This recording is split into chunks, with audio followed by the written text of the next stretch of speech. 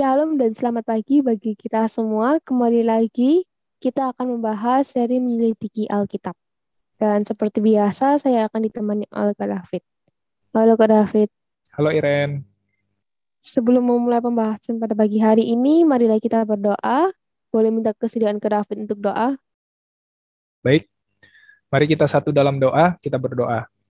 Bapa yang baik yang bertahta dalam kerajaan surga, yang kami kenal dan sembah melalui anak yang tunggal Yesus Kristus, Juru Selamat kami yang hidup.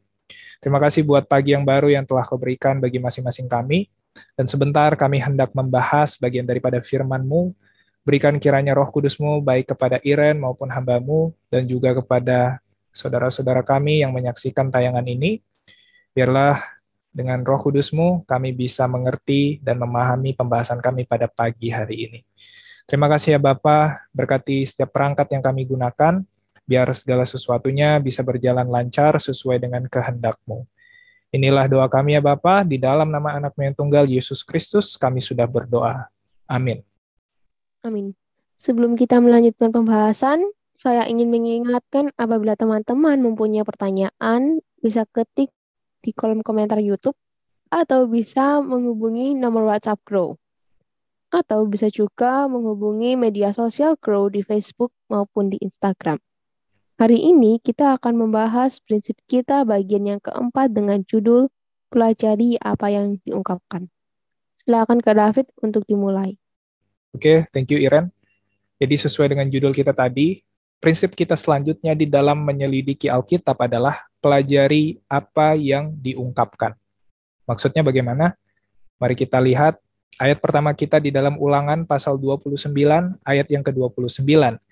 Dikatakan, hal-hal yang tersembunyi ialah bagi Tuhan Allah kita, tetapi hal-hal yang dinyatakan ialah bagi kita dan bagi anak-anak kita sampai selama-lamanya, supaya kita melakukan segala perkataan hukum Taurat ini. Dari sini Iren kita bisa lihat bahwa ada hal-hal yang tersembunyi. Hal-hal yang tersembunyi ini adalah bagi Tuhan, bukan bagi kita. Jadi ada hal-hal yang tidak boleh kita pelajari, yang tidak boleh kita selidiki. Karena itu bagi Tuhan, bukan bagi kita. Dan ayat ini juga menyatakan pada kita bahwa ada hal-hal yang tidak tersembunyi, hal-hal yang diungkapkan, hal-hal yang dinyatakan kepada kita untuk kita pelajari, untuk kita selidiki. Jadi seperti itu, Iren. Oke, jadi ada hal-hal yang tersembunyi itu bagi Tuhan sendiri dan ada hal-hal yang terungkap bagi kita itu harus kita pelajari. Ya. Nah, pertanyaannya, apa contoh hal-hal yang tersembunyi bagi kita yang hanya Tuhan sendiri yang mengetahui? Ya, salah satu contoh hal-hal tersembunyi yang tidak dinyatakan bagi kita manusia adalah tentang eksistensi atau asal-muasal keberadaan Tuhan. Yang kita tahu, Tuhan itu tidak diciptakan. Ya, itu yang kita tahu. Lebih daripada itu, mengenai asal-muasal keberadaan Tuhan, kita tidak tahu. Karena itu tidak terungkap. Hal ini adalah hal yang tersembunyi bagi Tuhan, namun tidak dinyatakan kepada kita. Jadi, kita tidak boleh melangkah lebih jauh dari apa yang diungkapkan di dalam firman-Nya. Karena apa? Karena kalau di dalam mempelajari Alkitab, kita mencoba untuk menyelidiki hal-hal yang tersembunyi, yang Tuhan tidak ungkapkan. Bisa saja kita disesatkan oleh setan. Bisa saja kita nanti kecewa sama Tuhan, karena kita tidak menemukan jawaban. Bisa saja juga kita akan dibingungkan. Nah, itulah resiko-resiko yang kita akan dapatkan ketika kita mencoba untuk mempelajari sesuatu yang tidak diungkapkan. Tapi walaupun memang ada sesuatu yang tersembunyi bagi Tuhan saja dan tidak diungkapkan kepada kita manusia. Tadi di Ulangan 29 ayat 29 kita sudah belajar juga bahwa ada hal-hal yang diungkapkan bagi kita. Ada hal-hal yang dinyatakan bagi kita di dalam firman-Nya.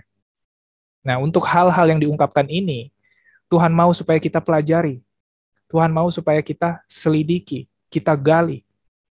supaya kita bisa mengerti kebenaran, supaya kamu menerima segala hikmat dan pengertian yang benar untuk mengetahui kehendak Tuhan dengan sempurna. Kolose pasal 1 ayat yang ke-9. Ya. Jadi, hari ini kita belajar bahwa memang ada hal-hal yang tersembunyi. Dan prinsip kita di dalam mempelajari firman Tuhan, kita tidak mempelajari hal-hal yang tidak diungkapkan. Ya. Karena setan bisa saja membingungkan kita. Setan bisa saja menyesatkan kita, mengecewakan kita, dan pada akhirnya kita tidak percaya lagi sama Tuhan. Oleh sebab itu, kita pelajari hal-hal yang dinyatakan kepada kita, yang diungkapkan bagi kita, supaya kita mengetahui ajaran Tuhan, memahami kehendak Tuhan dengan sempurna. Seperti itu, Iren. Oke, terima kasih untuk Kak David yang telah membawakan pembahasan dan untuk teman-teman yang telah mendengarkan sampai akhir. Dan sebelum kita mengakhiri pembahasan, marilah kita berdoa. Saya akan berdoa. Tuhan, terima kasih atas penyertaan-Mu selama pembahasan ini dan bantu kami juga Tuhan agar kami dapat mempelajari apa yang diungkapkan kepada kami yang sepatutnya kami pelajari dan kami tidak mempelajari apa yang tidak diungkapkan kepada kami yang hanya Tuhan saja yang tahu. Inilah doa kami Tuhan, di dalam nama Yesus kami berdoa. Amin. Amin. Untuk teman-teman yang mempunyai pertanyaan, bisa ketik di kolom komentar YouTube atau bisa menghubungi nomor WhatsApp yang tertera di layar. Bisa juga menghubungi media sosial Grow di Facebook maupun di Instagram. Selamat pagi dan Tuhan memberkati kita